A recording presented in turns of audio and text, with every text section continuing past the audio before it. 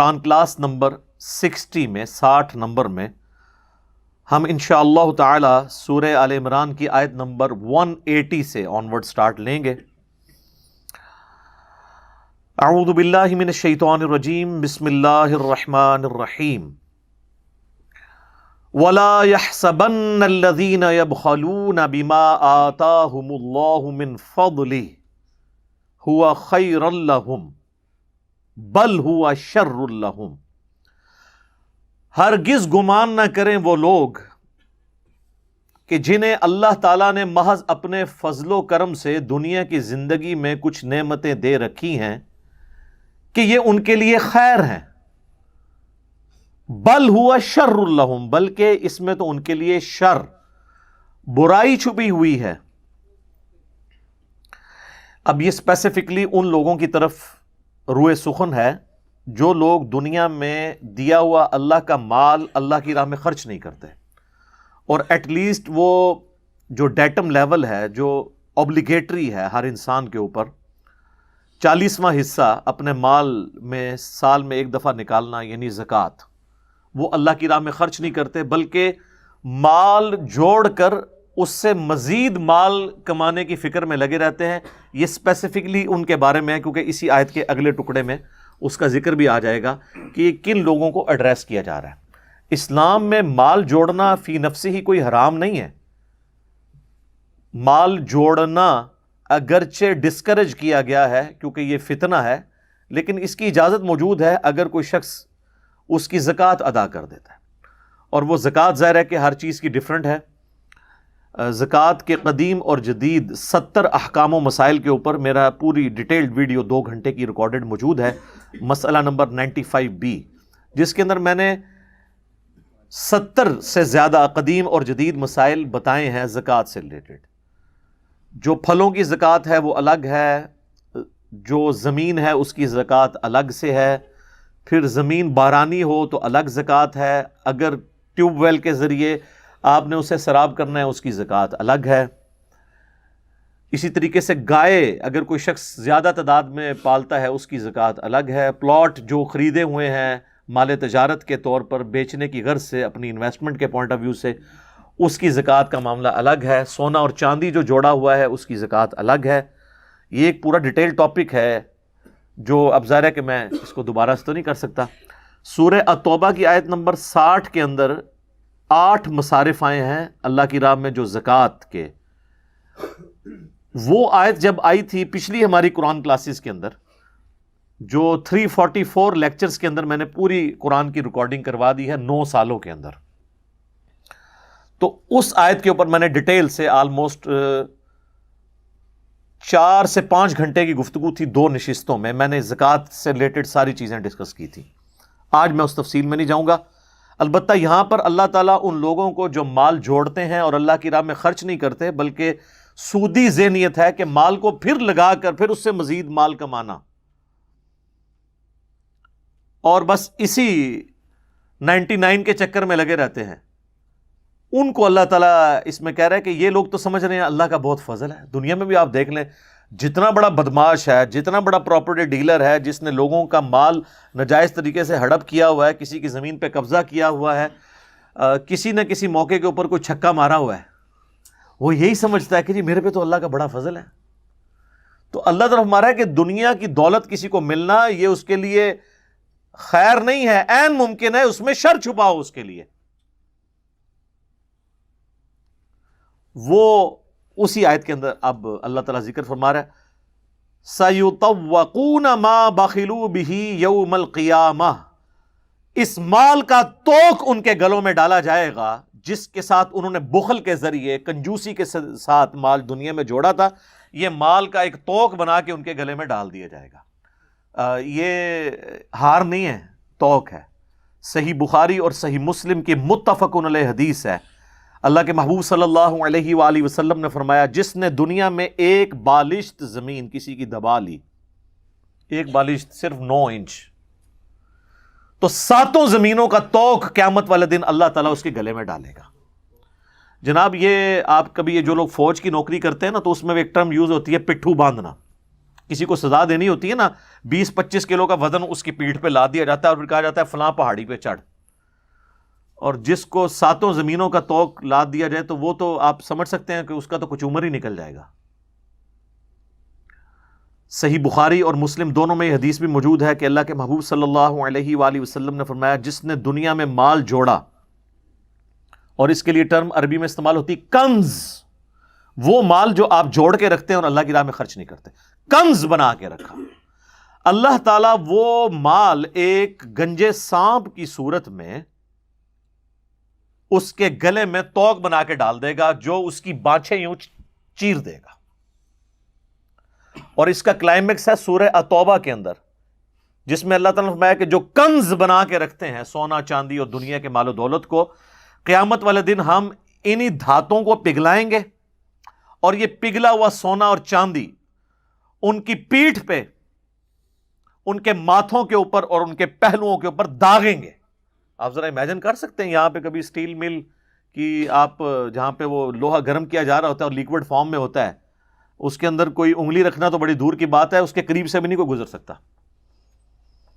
تو سونا چاندی جو لوگ جوڑ کے رکھتے ہیں، اللہ تعالیٰ فرماتا ہے یہ گرم کر کے نا داغ لگایا جائے گا، ان کے اوپر نشان رکھے جائیں گے، اور پھر اللہ تعالیٰ فرمائے گا یہ ہے وہ کنز جو تم دنیا میں جوڑ کے رکھا کرتے تھے۔ یہ سورہ توبہ میں آیات آ جائیں گی۔ تو یہ بہت کریٹیکل ایشو ہے مال سے، اسی لیے اللہ کے پیغمبروں کے ماننے والے لوگ وہ زہد کی زندگی گزارا کرتے تھے، کیونکہ اس کے اندر فتنہ پوشیدہ ہے۔ 2-4 اصحاب کی آپ کو مثال ملتی ہے کہ وہ مالدار تھے، لیکن وہ مثال بھی آدھی کوٹ کی جاتی ہے، جو انہوں نے اللہ کی راہ میں خرچ کیا ہوا ہے اس کا کوئی ذکر ہی نہیں کرتا۔ جامعہ ترمذی میں حدیث ہے، 3 مواقع پر سیدنا عثمان کو اللہ کے محبوب صلی اللہ علیہ وآلہ وسلم نے جنت کی بشارت دی۔ پہلی دفعہ جب انہوں نے مسجد نبوی کی وسعت کے لیے زمین وقف کی خرید کے، دوسرے موقع پر جب میٹھے پانی کا کنواں نہیں تھا جو عرب کے ریگستانی ماحول میں ایک ایشو ہوتا تھا، وہ لے کے انہوں نے اللہ کی راہ میں خیرات کیا، اور تیسرا غزوہ تبوک جو جیش العسرہ تنگی والا جہاد تھا سب سے مشکل، اس میں انہوں نے ساز و سامان کے لدے ہوئے اونٹ اللہ کے نبی علیہ السلام کی خدمت میں پیش کر دیے۔ اور جامعہ ترمذی میں تو الفاظ ہیں کہ 1000 سونے کی اشرفیاں دیں، اور نبی علیہ السلام اتنے خوش ہوئے کہ آپ نے وہ اشرفیاں اپنی جھولی میں ڈالی اور ان کو یوں الٹ پلٹ کرتے تھے اور فرماتے تھے عثمان آج کے بعد جنتی ہے، چاہے جو مرضی کرے۔ لیکن وہ اسی کو کہا گیا جس نے جو مرضی نہیں کرنا تھا، اللہ کی مرضی والا کام کرنا تھا، انہی کو گارنٹی دی گئی ہے۔ 1000 اشرفیاں آپ امیجن کر سکتے ہیں؟ 4 سونے کی جو اشرفیاں ہوتی تھی نا، جنہیں دینار کہا جاتا تھا، وہ آج کا 7.5 تولے سونا بنتا ہے، اور 7.5 تولہ سونا آج کل آپ سمجھ لیں، چلے راؤنڈ اپ بھی کر کے 1 ملین تو بن ہی جاتی ہے نا رقم۔ 4 دینار 1 ملین آج کا، اور 1000 دینار آپ امیجن کر سکتے ہیں، اور یہ ایک موقع۔ سر یہ بات کرنا آسان ہے، لہٰذا ان امیر اصحاب کی مثال دینا غلط ہے، اتنا حوصلہ کسی کے اندر نہیں ہوتا۔ یہاں پہ بھی جتنے امیر لوگ ہیں نا، آپ ان کے دسترخوان چلتے ہوئے دیکھیں گے، اللہ کی راہ میں انہوں نے خیراتی ادارے بنائے ہوئے ہوں گے، اور اگر آپ ان سے پوچھیں کہ یار آپ اپنی زکوٰۃ کیلکولیٹ کرتے ہیں، وہ کہتے ہیں جی ہم تو بغیر حساب و کتاب کے اللہ کی راہ میں دیتے ہیں۔ تو یہ کون سا دین ہے جس میں بغیر حساب و کتاب کے اللہ کی راہ میں دیا جاتا ہے؟ یہ لوگوں نے ایک عجیب سی ٹرم بنائی ہوئی ہے، بغیر حساب و کتاب کے۔ اللہ نے تو کوئی چیز بغیر حساب و کتاب کے نہیں رکھی ہوئی ہے۔ نمازیں حساب کے ساتھ رکھی ہیں، بغیر حساب کے 5، اور ہر نماز کی رکعتیں بھی ہیں۔ اگر کوئی فجر کی 2 کی بجائے 3 پڑھ لے کے خیر ہے یا اللہ ایک فالتو ہی رکھ لے، تیرے ساتھ کیا حساب کرنا، اس کے وہ 2 بھی 0 سے ملٹیپلائی ہو جائیں گے۔ یہ کیا آپ نے لوگوں کو ڈاکٹرن سمجھا دی ہے بغیر حساب و کتاب کے؟ نہیں، ایک ایک چیز حساب کے ساتھ ہے۔ طواف کعبہ کے چکر ہے 7 ہیں، 8 کریں گے تب بھی طواف نہیں ہوگا، 6 کریں گے تب بھی نہیں ہوگا۔ دنیا میں بھی اگر کسی تالے کو آپ نے کھولنا ہے تو اس کی چابی کے کنگرے ہیں، ایک کنگرا زیادہ ہو یا کم ہو وہ تالا نہیں کھلتا۔ حساب کتاب اس لیے رکھا جاتا ہے تاکہ کسی آپ ڈیکورم کے ساتھ چیزوں کو فالو کریں۔ قرآن بغیر حساب و کتاب کے تو نازل نہیں ہوا، 114 صورتیں ہیں اس کی، ہر صورت کی مخصوص آیات ہے۔ اس طرح نہیں ہوتا، یہ صرف انہوں نے جان چھڑائی ہوتی ہے، اصل میں انہیں یہ ڈر ہوتا ہے ہم نے حساب و کتاب کیا تو ابھی تو ہم 5 روپے خرچ کر رہے ہیں، ہمیں تو 5 لاکھ روپے خرچ کرنا پڑ جانا ہے۔ تو وہ کہتے ہیں بغیر حساب کے کر رہے ہیں. اچھا تو ان سے پوچھے یہ جو آپ اپنے کاروباری معاملات ہیں بغیر حساب و کتاب کے کرتے ہیں؟ نہیں. تو اللہ تعالیٰ نے بھی ہاں بغیر حساب کے آپ اس وقت کریں جب آپ ڈیٹم لیول اچیو کر لیں, 2.5% زکوٰۃ دے دی, اس کے بعد آپ بغیر حساب و کتاب کے جتنا مرضی دیں. لیکن جب تک آپ کیلکولیٹ نہیں کریں گے ہر سال کہ آپ کی زکوٰۃ, آپ کے ایسٹ کتنے ہیں, اس کے اگینسٹ آپ کی زکوٰۃ کتنی بنتی ہے, آپ کس طرح نکال سکتے ہیں؟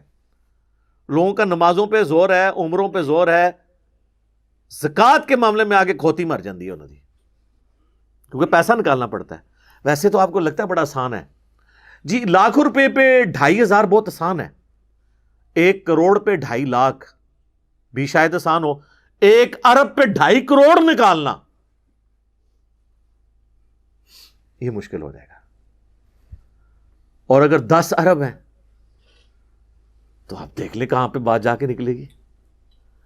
تو یہ جب بڑی رقم ہوتی ہے نا تو پھر تو اس کے اگینسٹ وہ جو خرچ کر رہے ہوتے ہیں وہ بہت کم ہوتا ہے, تو کیلکولیشن کرنا ضروری ہے. تو اللہ تعالیٰ ہمارا یہ توق ان کے گلوں میں ڈالا جائے گا. اسی لیے اصحاب رسول صلی اللہ علیہ وآلہ وسلم رضی اللہ عنہم اجمعین اور اہل بیت علیہم السلام اجمعین, ان کی زندگی آپ دیکھیں گے بڑی فقر میں گزری ہے. بخاری مسلم دونوں میں حدیث ہے ابو ذر غفاری کے بارے میں, میرا ایک کلپ بھی ہے. حضور علیہ السلام فرمایا ابو ذر وہ احد پہاڑ دیکھ رہے ہو؟ کہتے ہیں میں دل میں سوچنے لگا کہ حضور مجھے کسی کام سے وہاں بھیجیں گے, تو میں نے کیلکولیشن شروع کر دی کہ میں جاؤں گا اور اس ٹائم تک نماز تک واپس آ جاؤں گا. ظاہر ہے احد پہاڑ وہاں سے ایٹ لیسٹ 5-6 کلومیٹر تو ہے مسجد نبوی سے. تو نبی علیہ السلام فرمایا کہ اگر یہ احد پہاڑ سونے کے برابر ہو تو 3 دن نہیں گزریں گے کہ میں اللہ کی راہ میں خرچ کر دوں گا. اور آپ نے کیا ہے پریکٹیکلی, آپ کی فقر کی زندگی اڈاپٹڈ تھی. آپ صلی اللہ علیہ وآلہ وسلم کو اللہ نے غزوہ خیبر کے بعد مال غنیمت خمس کے ذریعے وسعت دے دی تھی, لیکن پھر بھی نبی علیہ السلام نے پوری زندگی زکوٰۃ نہیں دی. مال جوڑے ہی نہیں ہے, زکوٰۃ کہاں سے ہوگی؟ جو جوڑے گا وہ زکوٰۃ نکالے گا نا. جو آئے اور بس سبسسٹنس لیول پہ رکھ کے خرچ کر دے اللہ کی راہ میں, اس نے زکوٰۃ کہاں سے نکالنی ہے؟ اور آپ کی تربیت کا نتیجہ یہ تھا کہ آپ کے اہل البیت میں سے بھی بعد میں جب رومن اور پرشین امپائر کے خزانے مسلمانوں کے قدموں میں ڈھیر ہوئے تو مال غنیمت میں سے لاکھوں دینار بھی ملتے تھے نا ان کو, تو وہ خیرات کر دیا کرتے تھے. وہ تو ایک پوری ایک آپ سمجھ لیں واقعات کی لسٹ ہے. اب اما عائشہ سے جب نبی علیہ السلام کے بارے میں وہ روایت کرتی ہیں بخاری مسلم دونوں میں کہ نبی علیہ السلام کہ گھر والوں کا محمد اور آل محمد کا یہ حال تھا کہ بعض اوقات 1 مہینہ, بعض اوقات 2, بعض اوقات 3 مہینے تک گھر میں چولہا بھی نہیں جلتا تھا, کچھ پکانے کے لیے ہوتا ہی نہیں تھا. 2 کالی چیزوں پہ کھجور اور پانی کے اوپر گزارا ہوتا تھا, اور یہ کھجوریں بھی ٹنوں ٹن نہیں, ٹوکریوں کی ٹوکریاں نہیں, 2 کھجوریں صبح, 2 شام کو, 1 میٹھا پانی کا پیالہ صبح کے وقت, 1 شام کے وقت. ٹھیک ہے, آج یہ بات کرنا آسان ہے. آج ہم میں سے اکثریت عام لوگ بھی کیسر و کسرا کی زندگی گزار رہے ہیں فیسلٹیز کے پوائنٹ آف ویو سے, شاید ان سے بہتر. اور رومن اور پرشینز امپائر جب رات کو سوتے تھے تو سوتے وقت تو ان کو کوئی پنکھا نہیں چل رہا ہوتا تھا نا, کہ جی ہاں جی سر جی ہوں سوتے ہوتے ہوں پنکھا چلیے تو اڑے تو سوتے بھی ایئر کنڈیشن چل رہا ہوتا ہے. ہاں البتہ یہ حدیث صرف بیان کرنے کے لیے بخاری مسلم کی کہ نبی علیہ السلام کو جب سیدنا عمر ملنے گئے تو ان کے جسم پہ چٹائی کے نشان تھے, یعنی مطلب یہ کرتا بھی نہیں پہنا ہوا تھا, صرف تہمت تھی. تو رونا شروع کر دیا. تو آپ نے فرمایا کہ کیوں رو رہے ہیں؟ ان کا یا رسول اللہ کیسر و کسرا دنیا کے مزے لوٹ رہے ہیں اور آپ اللہ کے نبی ہیں اور آپ کی یہ حالت ہے. آپ نے فرمایا کیا تم اس پہ راضی نہیں ہو کہ کیسر و کسرا دنیا کے مزے لوٹیں اور ہم آخرت کی سعادت لوٹ لیں؟ بخاری مسلم دونوں میں حدیث ہے, مجھے اپنے بعد یہ خطرہ نہیں کہ تم بھوکے مر جاؤ گے, بلکہ مجھے یہ تو ڈر ہے کہ دنیا کے خزانے تم پر کھول دیے جائیں گے اور تم بھی دنیا کے مال کی محبت میں مبتلا ہو کر تباہ و برباد ہو جاؤ گے جس طرح اگلے لوگ ہو گئے. اور یہی پھر سلسلہ آپ دیکھ رہے ہیں, حضرت عثمان کے دور میں جب وظیفے لگ گئے تو تھیندے تھیندے تھیں گے مسلمان. پھر جن لوگوں کو وظیفے لگے ہوئے تھے ان کو حضرت علی کیسے ہضم ہو سکتے تھے چوتھے خلیفہ کے طور پر, کیونکہ انہوں نے تو پھر حضرت عمر کی طرح اسٹرکٹ مینجمنٹ تھی ان کی, تو ان کے مفادات جڑے ہوئے تھے بیسیکلی. بہانہ اس کے لیے کچھ اور, جیسے آج بھی پولیٹیکل لیڈرز آپ دیکھیں پیچھے سامنے فرنٹ پہ کوئی اور چیز رکھی جاتی ہے اور بہانہ کسی اور چیز کو بنایا جاتا ہے اور بیک گراؤنڈ میں اور چیز ہوتی ہے. تو جن لوگوں نے نبی علیہ السلام کی صحبت کی ہوئی تھی وہ کوشش کرتے تھے کہ بچ کے رہیں اس طرح کے معاملات سے. بخاری مسلم دونوں میں حدیث ہے، نبی علیہ السلام کے سامنے سے ایک غریب آدمی گزرا، آپ نے فرمایا اپنے اصحاب سے اس کے بارے میں تمہارا کیا خیال ہے؟ انہوں نے کہا یا رسول اللہ، یہ جس دروازے پہ جائے دھتکار دیا جائے، اگر کسی کی بچی سے کا رشتہ اس کے باپ سے مانگے تو اس کو کوئی رشتہ نہ دے، یہ تو اتنا مفلس اور ناچار ہے۔ تھوڑی دیر بعد ایک امیر شخص گزرا اور فرمایا اس کے بارے میں تمہارا کیا خیال ہے؟ تو ان کا یہ تو بڑا معزز شخص ہے، جس کے پاس جائے لوگ اس کا ریگارڈ کریں، کہیں سے رشتہ مانگے تو مل جائے۔ حالانکہ دونوں مسلمان تھے، دونوں صحابی تھے۔ آپ نے فرمایا اللہ کی قسم، اس رب کی قسم جس کے قبضے قدرت میں میری جان ہے، جو شخص پہلے گزرا ہے نا، وہ ایک شخص اللہ تعالیٰ کو یہ بعد میں گزرنے والوں سے پوری زمین بھر جائے، وہ بڑھ کر عزیز ہے۔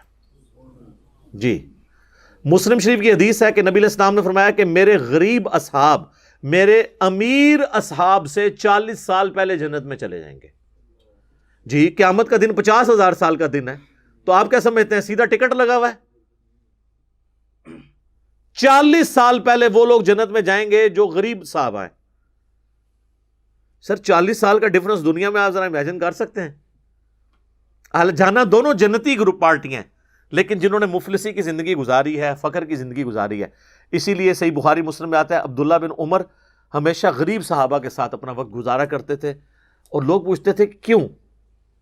وہ کہتے تھے اس لیے کہ میں نے خود حضور سے سنا ہے کہ میرے غریب ساتھی جو ہے نا، میرے امیر ساتھیوں سے 40 سال پہلے جنت میں جائیں گے۔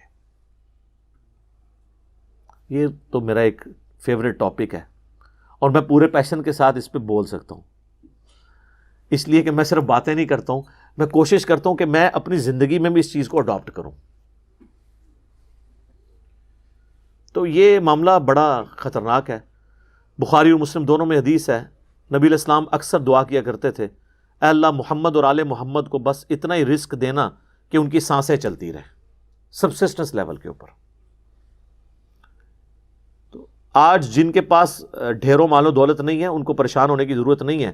ویسے تو کہتے ہیں غلامی رسول میں موت بھی قبول ہے، اور نبی علیہ السلام سے اپنی محبت کے راگ بھی الاپتے رہتے ہیں، لیکن نبی علیہ السلام کی جو پریکٹیکل زندگی ہے وہ اگر اڈاپٹ کی جائے نا، تو ساری یہ غلامی آپ کی جو ہے نا اس کے دعوے باہر نکل آئیں گے، پتہ چل جائے گا۔ تو کیونکہ قرآن حکیم کی ساری تعلیمات جو ہیں وہ کنڈیم کرتی ہیں مال و دولت کو زیادہ تعداد میں جوڑنا، کیونکہ یہ فتنے میں مبتلا کر دینے والی چیز ہے، لیکن یہ جواز ہے، اور وہ اس کے ساتھ کہ آپ نے اللہ کی راہ میں خرچ کرنا ہے، پھر آپ بے شک جوڑیں۔ لیکن میں آپ کو یہ بتا دوں کہ اس وقت جتنے لوگ ارب پتی بنے ہوئے ہیں نا، انہوں نے زندگی میں کم از کم ایک چھکا ضرور مارا ہے کسی وقت میں، کہیں نہ کہیں انہوں نے ایسا معاملہ کیا ہے اور وہ تھریش ہولڈ پوائنٹ کراس ہوا اور اب معاملات چل پڑے۔ ورنہ حلال کے مال میں ساتھ ساتھ زکوٰۃ نکالیں تو مشکل ہوتا ہے کہ اس بڑے لیول پہ انسان پہنچ جائے، پہنچ سکتا ہے لیکن بہت کم۔ پھر ظاہر ہے کہ انسان کو آخرت کی فکر بھی ہوتی ہے۔ میں بالکل وہ صوفیوں والی بات نہیں کر رہا کہ جناب آپ جو کچھ مال ہے تو وہ مولوی صاحب کے حوالے کر کے تاکہ ان کے بچے وہ یاشی کرتے رہیں اور آپ خود بیٹھ جائیں، نہیں نہیں نہیں نہیں، یہ نہیں میں کہہ رہا۔ میں کہہ رہا ہوں جس چیز کا جتنا ریشو پروپورشن ہے اتنی ایفرٹ اس کے اندر پٹ کریں۔ لوگ 3 نوکریاں کرتے ہیں، جب ان کو کہا جائے کہ قرآن ایک صفحہ ترجمے سے پڑھنے، کہتے ہیں ٹائم ہی نہیں ملتا۔ تو میرے بھائی ٹائم اسی ٹائم میں سے آپ نے ٹائم نکالنا ہے نا، اپنا ٹائم ٹیبل بنائیں، ریشو پروپورشن میں چیزوں کو ڈیوائڈ کریں۔ ویسے لوگ کہتے ہیں جی دین دنیا ساتھ ساتھ، او سر یہ نہ بات کیا کریں، یہ دنیا کا مشکل ترین کام ہے۔ دین دنیا ساتھ ساتھ یعنی 12 گھنٹے آپ نے دین کو دینے اور 12 دنیا کو، آپ تو 12 منٹ نہیں نکال سکتے اگر اسپیسیفکلی دیں۔ اگر کہتے ہیں نا ہم یہ باقی سارے معاملات بھی، رزق کمانا بھی عبادت ہے، یہ ٹھیک ہے، یہ اپنی جگہ ہے، لیکن اسپیسیفکلی جس طرح آپ دنیا کو ٹائم دیتے ہیں اسی کنسنٹریشن کے ساتھ دین کو ٹائم دینا بڑا مشکل کام ہے۔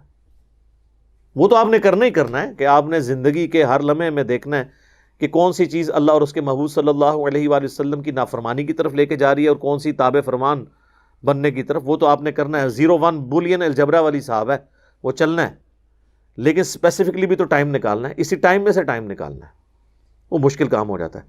تو اللہ تعالیٰ ہمارا یہ ان کے لیے شر ہے اور ان کے گلے میں توق ڈالا جائے گا قیامت والے دن۔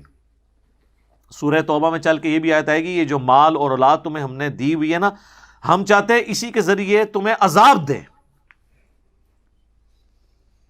اگلے زمانوں میں قبائلی سسٹم میں جس کے زیادہ بیٹے ہوتے تھے وہ اپنے آپ کو پاورفل سمجھتا تھا.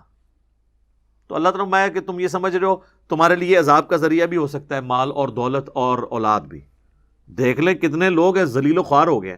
میں پاکستان میں کتنے ارب پتی لوگوں کو جانتا ہوں جن کی اولاد ان کو منہ پہ گالیاں نکالتی ہے, کوڑی کی عزت نہیں کرتی ہے. کتنے شریف ماں باپ ہوتے ہیں اور اولاد ان کے لیے وبال جان بن جاتی ہے. اور واصف علی واصف صاحب کہتے ہیں میں ایک مسجد میں گیا تو میں نے ایک شخص کو دیکھا, بلکہ وہ تو بتا رہے تھے داتا دربار کا, کہ اس کی مسجد میں ایک شخص بیٹھا ہوا تو وہ اللہ سے دعا کر رہا کہ اللہ آج سے 25 سال پہلے جو میں نے تجھ سے دعا کی تھی وہ واپس لے لے. تو کہتے ہیں میں نے کہا یہ کیا دعا کر رہا ہے؟ تو کہا کہ وہ کہنے لگا میری صرف بیٹیاں ہی بیٹیاں تھیں تو میں نے رو رو کے اللہ تعالیٰ سے ایک بیٹا مانگا اور وہ پڑ گیا نشے میں, میرا سارے گھر کا سامان بیچ گیا. اب میں کہتا ہوں اسے تو بہتر تھا کہ اولاد نہ ہی ہوتی. یہی چیز اللہ تعالیٰ نے مسئلہ تقدیر سمجھایا نا قصہ موسیٰ اور خضر میں قرآن حکیم کے اندر, جو ایک بچے کی گردن مروڑ دی تھی. وہ ناحق قتل نہیں کیا تھا, اسرائیل کی ڈیوٹی اس نے سنبھالی تھی. اس نے چھوٹی عمر میں اللہ نے کہا کہ موت اس کو دے دی ہے, اس نے بڑے ہو کے تیرے لیے وبال بننا تھا. اس سے اللہ نے مسئلہ تقدیر سمجھایا کہ اگر دنیا میں آپ کو کوئی تکلیف پہنچے تو آپ اس میں چھپے ہوئے شر کو یاد کر لیں. یہ نہ ہو 25 سال بعد دعا کر رہے ہوں کہ اللہ واپس لے لے. تو اللہ نے اگر شروع واپس لے لیا تو آپ یہ سمجھیں اسی میں میرے لیے بھلائی ہے. سورۃ البقرہ میں ہے بعض چیزوں میں تم سمجھتے ہو وہ بظاہر خیر نظر آ رہی ہے, اس میں شر تمہارے لیے چھپا ہوتا ہے, اور بعض اوقات کوئی شر والی چیز ہے اس میں خیر تمہارے لیے چھپا ہوتا ہے. اللہ جانتا ہے, تم نہیں جانتے. تو اس لیے اگر کوئی اللہ کی طرف سے تکلیف آئے تو انا للہ و انا الیہ راجعون, یہ ہمارا ایٹیچیوڈ ہونا چاہیے. تو اللہ تعالیٰ ہمارا ہم تو چاہتے ہیں کہ قیامت والے دن اس مال کو ان کے گلوں کا توق بنا دیں جو دنیا میں انہوں نے جوڑا تھا. وَلِلَّهِ مِيرَاثُ السَّمَاوَاتِ وَالْأَرْضِ, آسمانوں اور زمین کی میراث تو اللہ کی ہے. لوگ تو کہتے ہیں میرے مرنے کے بعد فلاں وارث, اصل میں سب نے ہی مر جانا ہے, الٹیمیٹلی وارث کون ہوگا؟ اللہ. لمن الملک اليوم للہ الواحد القہار واللہ بما تعملون خبیر, اور اللہ تعالیٰ دیکھ رہا ہے جو کچھ تم اعمال کر رہے ہو اس سے باخبر ہے. لقد سمع اللہ قول الذین قالوا ان اللہ فقیر, اللہ نے سن لی ہے ان لوگوں کی بکواس جنہوں نے کہا کہ اللہ تو فقیر ہے. وَنَحْنُ